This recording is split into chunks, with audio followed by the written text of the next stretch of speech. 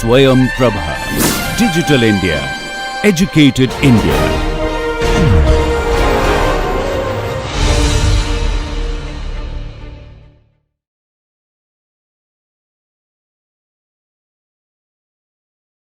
Okay, so I can let you take a breather, but I hope any other question with photograph, any discussion you want to do, anything you want to. So these were very good points. Thanks for the questions. They were very good questions and actually very good points. So that is what it is. That's what I said. That like when you're doing program analysis. So if program analysis is so it is basically like maths, because you have to prove things. You have to say that things surely hold. A program is indeed compiled correctly, right? You have to prove that a program is compiled correctly. You will never buy a compiler which says, yeah, most of the time it gives the right answer. I mean, you will never buy the compiler, right? Unless you have a guarantee of correctness, unless you say the program is, at least algorithm is provably correct. Even after that, there are bugs. That's a different matter. But at least the algorithms prove correctness. You will never use a compiler. You will never say that, oh, I write a program which sums a number, sums 10 numbers, but sometimes it might even just sum 9 of them. I'm not sure. Well, sometimes it might sum 10 also, but they will not take that algorithm. You'll never call it a compiler. So there is a maths, because you have to prove, you have to actually formally prove, and that's why I was talking about writing proofs. So you have to formally prove that whatever you're saying does hold. But it is also a lot of engineering. Right? You have to make it work on real programs, and that is very hard. So you have to use these heuristics and things like that, to combine them together to say that how much can we do. And here things are still, I'm just talking about things which are at least decidable. I mean, these are maybe complex, they can be NP complete, but then at least they're decidable. I mean, Monday you start getting into things which are undecidable. I mean, you cannot even, like, you can see that Rice's theorem, it says that so these languages are Turing complete languages, and any non-trivial property is undecidable on these programs. So now you have to reason on, like, you don't even have a formal guarantee that you will be able to reason and say something right. But you still have to write algorithms for them. You have to still say something about them. And there are verification engines which prove correctness of programs. So yes, there is a lot of maths, and then there is a lot of engineering to really make it work in real world. So that is the whole trick in program analysis. And we'll try to teach you both. So that is what. So, can you put some light on the application part of this control flow analysis? Where Of what? Of control flow analysis in general, like how it is being used. We understood of control flow analysis. Yeah, like we learned. Yeah. So control flow analysis, you will see a lot of applications when you start doing actual program analysis from Monday, where you start looking at data flow analysis. You will actually start using these. You will start with the control flow graph. You might talk about dominance. You talk about back edges. You'll see all that when you start talking about. When you do the Monday classes, from Monday onwards, you will look at optimizations, and you will see that these optimizations require these algorithms to be parametric on the control flow analysis. Don't worry, you'll see a lot of applications in the next week. Okay. Okay, so now let me switch gear and get into another thing, which is called static single assignment form. So this is slightly a disjoint topic. It's an intermediate representation, and it is important that we understand this, because the LLVM sessions that you are doing, there the LLVM intermediate representation is in this form, in this SSA form. Let us try to understand it. Again, I'll give you a very high-level introduction to this. Like you can even do a 2-day workshop on SSA. I mean, there is so much of this thing. Like a very good workshop on SSA for 2 days. So I cannot even hope to cover like anything substantial in an hour or less than an hour. So what I'll do is I'll try to, again, the way I've been doing, I'll try to make you answer questions, and again, I'll drive it through an optimization. So one of the intermediate representations you have seen is 3-address code, right? When we talked about it, and you saw that how do you create a control flow graph out of 3-address code statement. If you already have a 3-address code, why do I have to bother about another representation called SSA? Right? So SSA is nothing. I mean, it's just another representation to represent programs. So at the end of the day, within a compiler, you have to, because you are manipulating another program which comes as input, you need to sort of create a data structure to represent that program. And these intermediate representations are nothing but those data structures. If you already know one data structure, which is this create discrete representation, why do I have to care about another thing? So I'll try to drive it through some like application, and let us try to think about this application called constant propagation. Have you heard about this optimization, or has it been discussed in this workshop in the previous classes, or then I have to introduce it back for them? Yeah, it was touched upon earlier in the first years. Okay, very good, very good. So then I have an easier job. So essentially, just to recap, what it does is that it tries to find out that which expressions in the programs can be constants, right? And there is a cascade effect. I mean, it can happen that because you are discovering some constants, you might start discovering more constants. So like in this particular case, how will it work? I mean, you know that x is 42, so you'll remember that x is 42 here. Now you say, where is this x used? You can say x is used here. So if this x is 42, then this is also 42. If this is 42, then this is 42 times 2. Then this is 84 times 1. This becomes 85. And then you say z is equal to, now y also becomes a constant, which is a constant 85. Then you say y is equal to, y is 85. So I can replace y by 85. And then this becomes 80. So z becomes 80. And I'm printing z, which is 80. So now this whole complicated program, not complicated, but still whatever program I had, is equivalent to saying print 80. That is all you needed to do. So I can do it at compile time. I don't even have to run these programs and do it.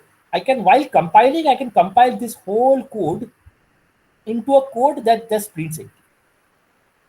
And my runtime is like at runtime, my execution time is saved, right, for the program. So this program will run much faster than if I had translated each of them into assembly code. So just translating this and saying just print 80 will be much faster than doing something like this, where you load into X and add it, multiply it, doing all this business.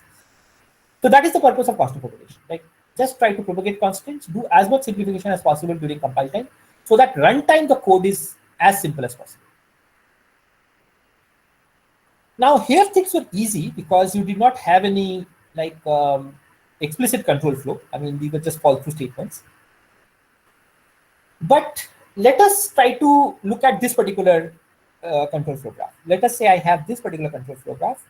Now it is a little tricky to do this control flow constant propagation, right? Because there is an x here, and x is 42. So should this x also be 42? I don't know. Is it 42? Is it right to say that? Am I right to say this x should be 42 because x is set 42 here? There is an addition on the left side.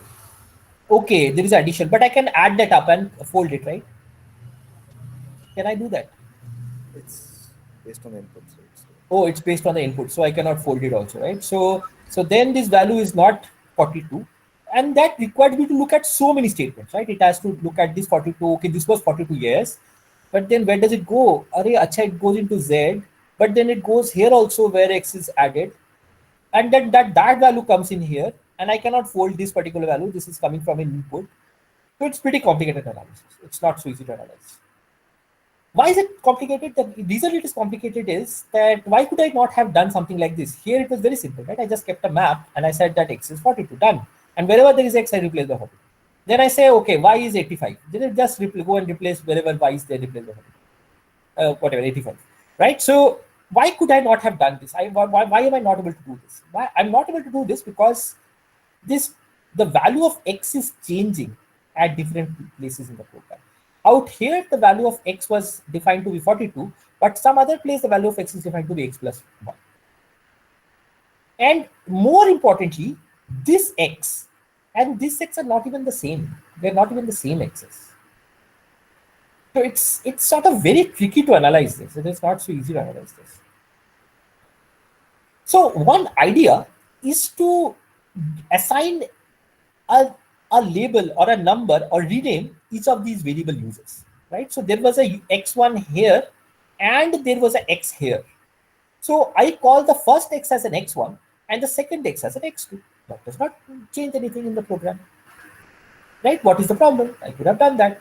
And then this particular x is nothing but the x, this x. It cannot be the x2, right? Because this x2 is what I'm assigning to. So this x must be this x. So this is nothing but this x1. And what is y1? So y1 is this guy. So I know that there is a y1. And I know that this y, there was a definition of y here also. This y is y2. So this is different than this particular y. So this y and this y are different. They're not even the same y. And this y1 is actually the y1 which was defined here. So in some sense, what we are doing is we are sort of renaming each of these variables. And once you have done that, it allows us to do something very interesting. That is that all the work that you had done we had talked about of creating this control flow analysis and finding this control flow graph, you don't even need this control flow graph anymore. Because now it does not really matter if I write the statement here or if I write the statement here. It does not really matter. Of course, the definitions have to be matched up. I mean, you can only use something after it has been defined, but that is all. I don't really care that there was a branch here. I can just merge everything together. Are you convinced with that? So this is the crux of SSA. If you've understood this, then you've understood SSA. That's it. Can you please come again? Okay. So now why can't I translate this program into something like x1 is equal to 42, y1 equals input, z1 equals x1, x2 equals x1 plus y1, y2 equals y1 plus 1, z2 is equal to x1, and the print statement. So I have, like initially we had taken some code, we had translated it to a CFG. Now we are taking the CFG and I'm translating it back to straight line code. So have I lost any information in the process? And I did it in arbitrary order. I did not even care, did I write this first or did I write this between this? I did not even care. Why does it work? Because I have renamed all variables. I have ensured that I use the right definitions. So there are two things that have happened. That every definition, a definition is basically something like an assignment where you assign to a value, is assigned to a unique name. And second is we consistently use the right name.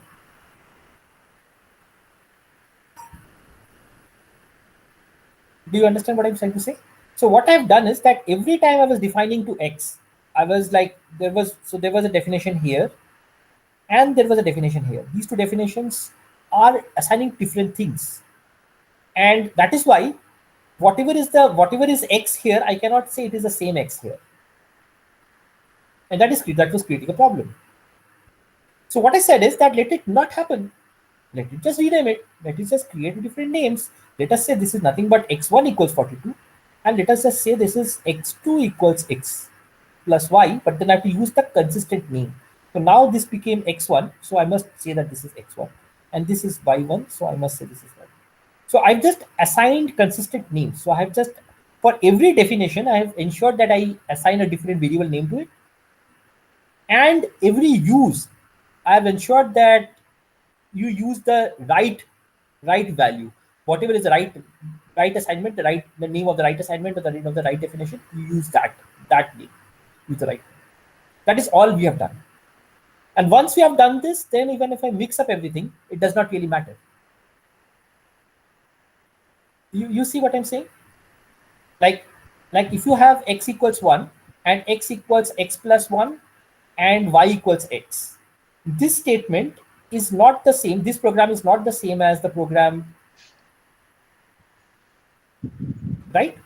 But if I give these two x's different names. So if I say this is x1 is equal to 1, x2 is equal to x1 plus 1, and y is equal to x2, Then if I rename these, if I jumble them up, right? So if I say that x1 equals 1, y equals x2, and x2 is equal to x1 plus 1.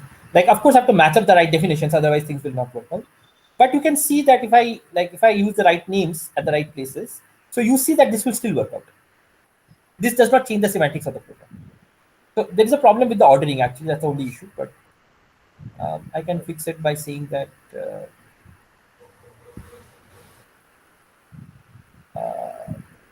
how do I fix it? So, question: what do you Yeah, want to yeah. achieve by doing this? This is exactly what I want to achieve by doing this. No, I mean, What I want to achieve is what's that the if big? I shuffle my statements again, it does not really matter to me. So I don't really need to take care of the control anymore. But we're essentially losing the control information, right? Because even by That is all I'm saying. You don't need the control information. Yeah, the target is to lose it, but Yes, what I'm asking is, why do we want to lose it? because it is difficult to compute on a graph. It's much easier computing on a list. so essentially whatever is going to compute on that list will have to enforce control by the ordering of the variables. Exactly. And so the argument is that if you rename your arguments in a right way, then no matter how your list is shuffled, it will still work out. The semantics of the program will still stay the same. Yeah, but this is we have not solved the problem. We have just moved it from the programmer to the system designer. We have moved what from who to what. So this is intermediate representation. Nothing has changed for the programmer or the system developer. Nothing has changed for anything. So this is an intermediate representation which happens in the middle of the compiler. So the program remains the same. So the user doesn't have to go and rename it. So that there is an algorithm to do that. Okay. Right? So it is not that you will have to go and rename all your variables and you cannot use a name again. Right? You will not like to write in such a language. So there is an algorithm to do that. But what I'm arguing is that as soon as the problem was this. The problem was that if you have this particular sequence of statements, the ordering of this sequence of statements is not like, so if this is a sequence and this is a set, there is a difference, right?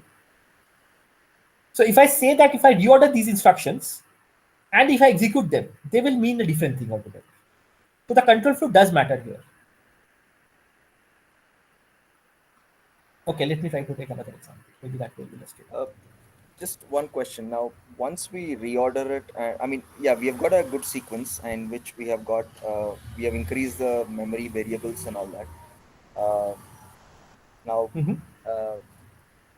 even if it's the intermediate representation, that means that the earlier representation is probably still available, and this is a better representation. Are you trying to state that the compiler will now be able to have a better idea of making a choice between going on a branchless path or a branched path and then take some decisions? Is that why we are doing this? I think you are slightly on a wrong path. So the point is that there are two choices. I want to do some sort of analysis on the program. Right? So I could have done the analysis on a graph, right? I could have done the analysis on a graph, and you will actually see how to do an analysis on a graph.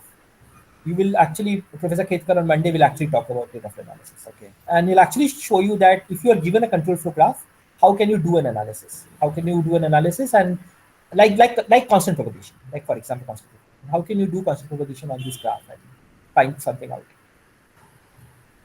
What I'm arguing here is that instead of doing it on a graph, why can't you do it on a list? So a list is a simpler representation than a graph.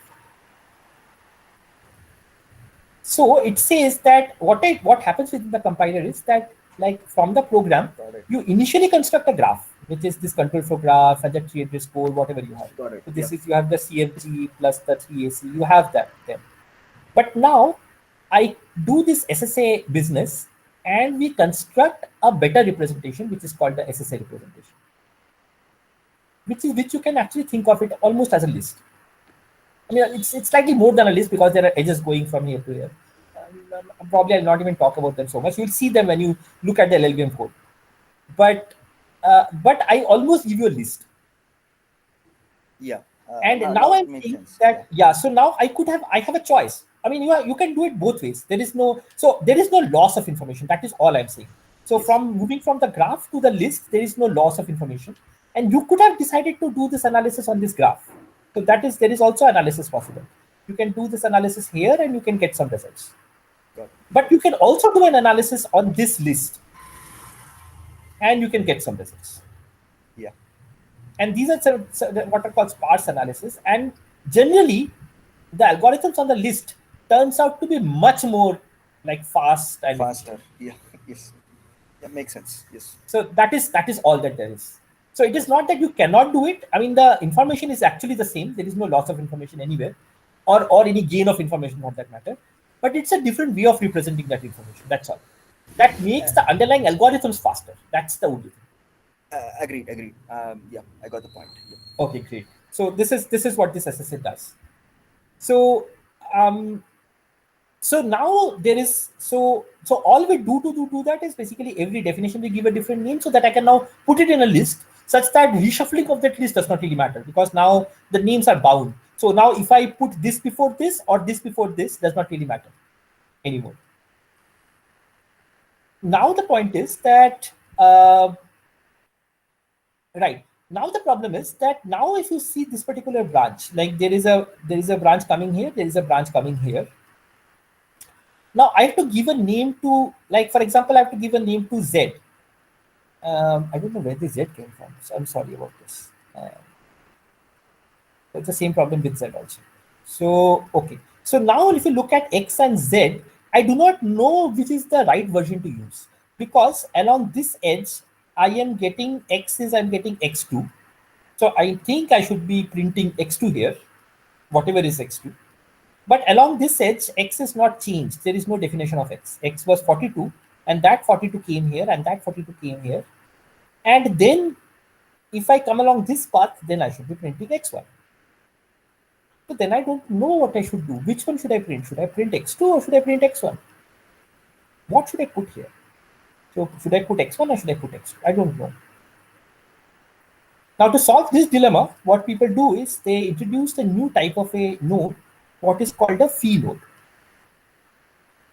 Right? So what they say is that if you're getting X2 along this branch and X1 along this branch, you just create a new construct called phi, which contains both X2 and X1 and gives out a new name.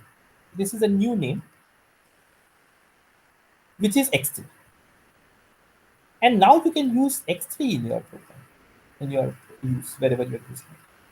And I have to do this phi insertion for Y3 also and for Z3 also. For all the three cases, I inserted these phis to merge. In some sense, what it is doing is it is merging these definitions. All that this phi statement is saying is that the definition could either be X1 or it could be X2. I don't know. At compile time, I don't know. Statically, I don't know. That is all it says. Right? So it's sort of, that is the intuition of this phi node. It's just saying that, okay, whatever is the right value for, I don't know which of the two is going to be, but whatever it is, make it, assign that to it. That is all it's saying.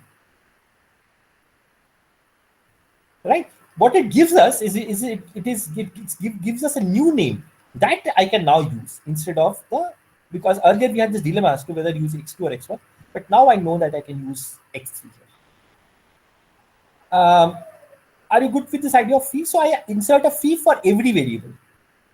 Right? So whenever I'm merging, whenever there are multiple definitions coming in, I just merge them and I create a phi for every variable.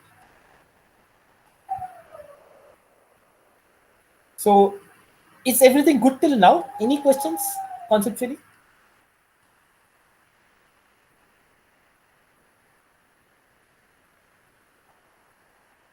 Have I lost all of you?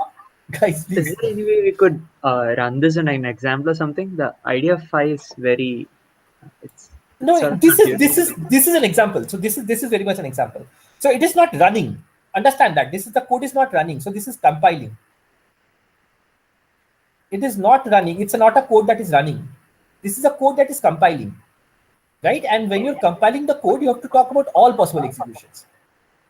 Yeah. Could you maybe say how this will run, like the compile program? It will not run. That is the whole point. It will not run. Oh, okay. So that is the whole point. So how does it work? How does a compiler work? a compiler essentially there has a front end, right? So it takes a source code, and I mean it's okay. I mean I completely understand this is a very shady point, and I like talk to my students a lot of times about this, and it's a. And then what you do is the front end, whatever it does is it creates some sort of intermediate representation, right? So this is some sort of data structure, and your SSA is sitting here. It is some intermediate representation. Then what you do is you actually have something called a backend of a compiler.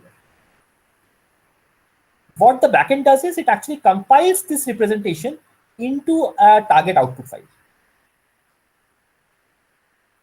So this SSA is sitting here. It is not meant to be run. It is just a representation of your source code. It just says what your source code is saying. Does it sort of understand it? Or if you really want to understand the sort of, in some sense, operational semantics as to what is the operational semantics of phi, you can think of it. It decides whether at runtime there is a magic guy who figures out that whether the execution came from this side or this side, and that magician assigns the right value of x to x3. So that is one way of thinking about it. So there is, you can think of that there is a magician sitting here, and that magician is figuring out at runtime whether you should be using x2 or you should be using x1. That is the best I can tell you. Thank you. And like, so essentially it means that it can be x3 equals x2, or it could be x3 equals x1. And the magician essentially goes and picks between these, one of these. It decides which one to be picked at runtime. You can think of it that way. So basically the magic happens in the backend. It takes up the SSA and works the magic there? Yes, exactly. This magic happens in the backend, where we do go out of SSA. Thank you, sir. We remove that SSA form, we remove this renaming and these phi functions, and we can construct this target code. So this just opens up the possibility there. Yes. So what it does is that it allows you to, there can be optimizers sitting here. Those optimizers can use this representation, which is a very nice representation. Okay. And once you have done so, then generally the SSA passes look like this, so that you have a SSA construction pass, and then you get something which is SSA, right? So this representation is SSA. And then there is a set of optimizers sitting here. These are all SSA optimizers. They work on it's optimizer 1, then SSA optimizer 2, and so on. So there can be a chain of such optimizers which transform the program and make it better. And then there is a pass which does out of SSA.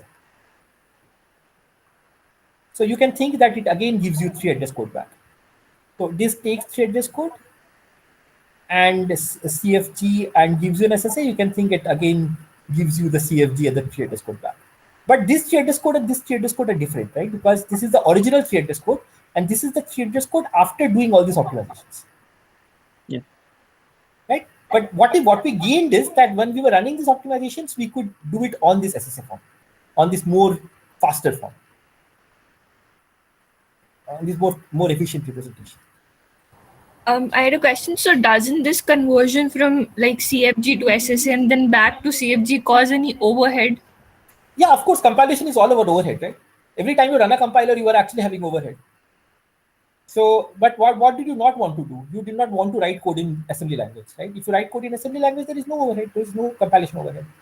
So the whole compilation is overhead. And the biggest overhead is this optimizer. This optimizer is the biggest overhead. It does nothing at all. It only takes the same program and gives you out the same program, but gives you hopefully a faster program. This is complete overhead. Isn't it? Yeah, that's a good point. Yeah. Right? So now what we are doing is we are doing something like SSA conversion such that this overhead becomes lesser. You see what I'm saying? So this overhead was to make the program faster. This overhead is to make the compilation faster.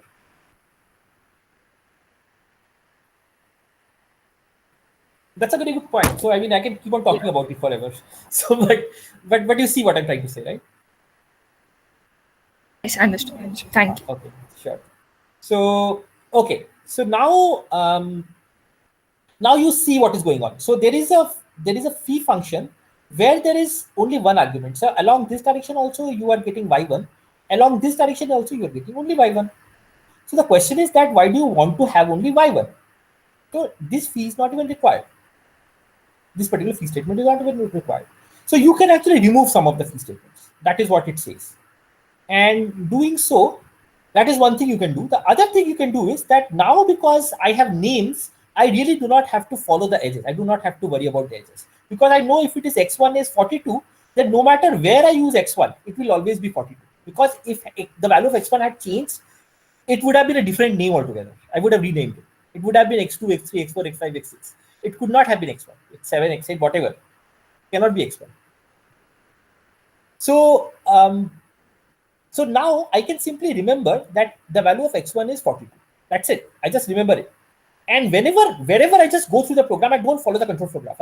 I've forgotten the control flow graph. I don't even see the edges at all. So I just go through the program, and wherever I see x1, I just replace it by 42. This is one place x1 is. This is one place x1 is.